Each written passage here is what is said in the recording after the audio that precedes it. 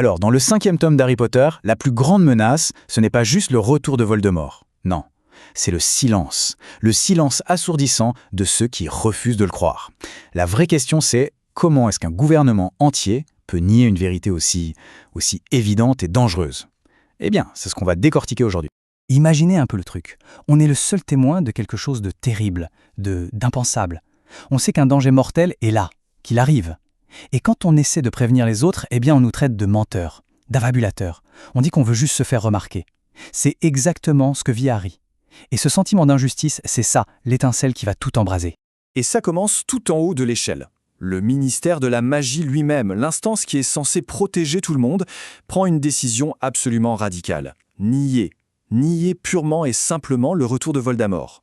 Ouais, la ligne officielle, martelée par le ministre en personne, Cornelius Fudge, elle est très simple. Tout va bien circuler, il n'y a rien à voir.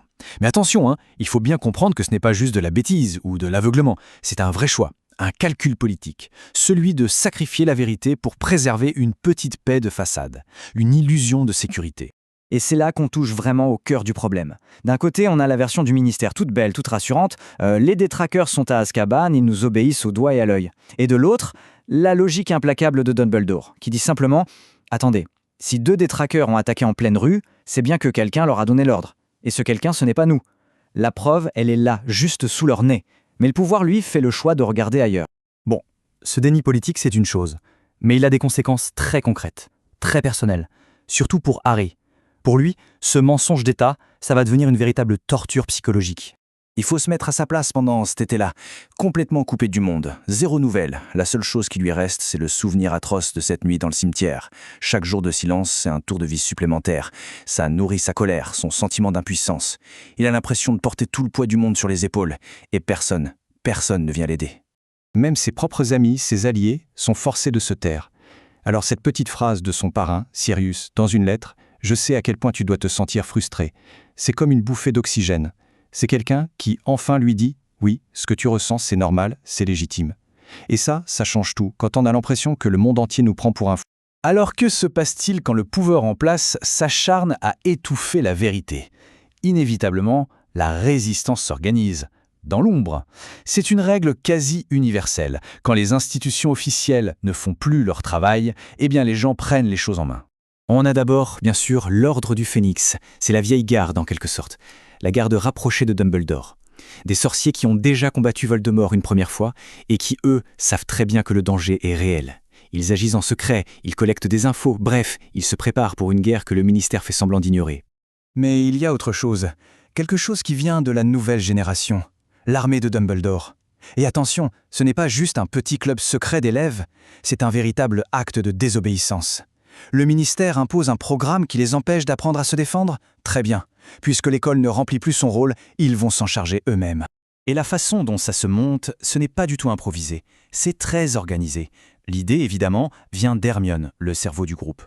Le premier rassemblement se fait dans un endroit un peu louche, à la tête de sanglier. Il déniche ensuite un quartier général parfait, la salle sur demande. Et le point le plus important, ils choisissent Harry comme prof. Pas un adulte, pas un vrai enseignant, non. Celui qui était là, celui qui a vu, celui qui sait. Et cette réplique de Ginny, elle résume tout. Le nom qu'ils choisissent, l'armée de Dumbledore, c'est un pur acte de défi. C'est tellement malin. La plus grande peur du ministère, leur paranoïa, c'est que Dumbledore monte une armée pour les renverser. Parfait. Eh bien voilà, ils l'ont, leur armée de Dumbledore. C'est un énorme pied de nez à Fudge et à toute sa clique.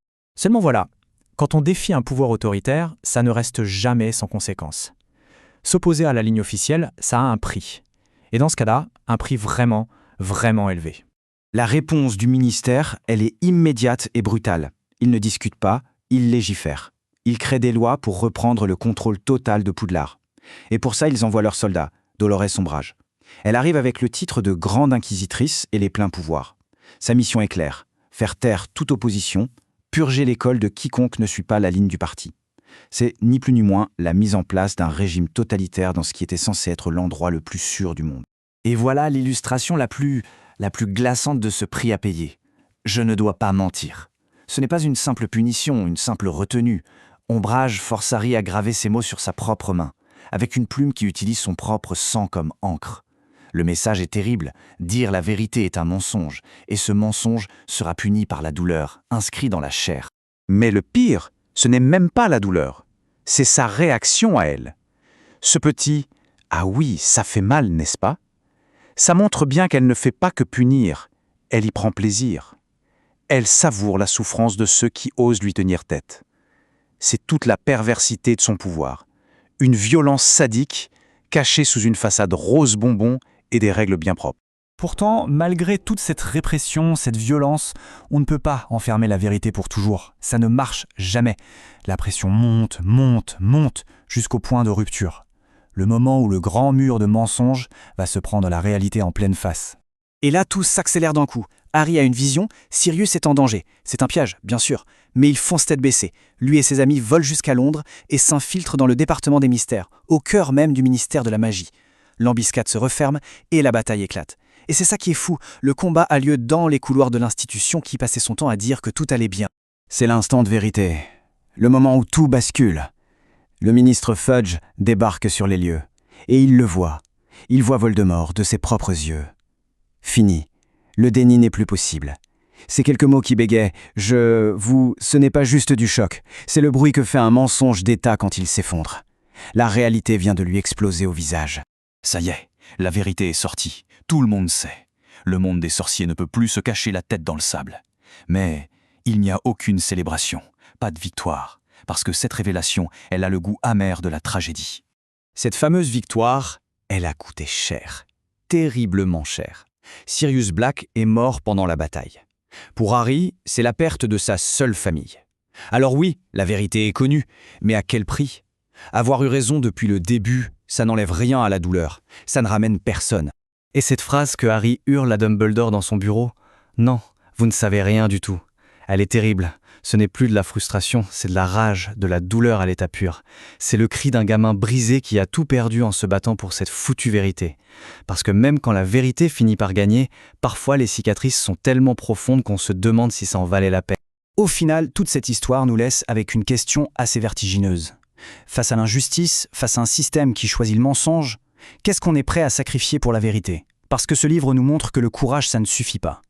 Il faut sacrifier sa tranquillité, son innocence, et parfois beaucoup, beaucoup plus. C'est peut-être ça le prix à payer pour que la lumière finisse par l'emporter.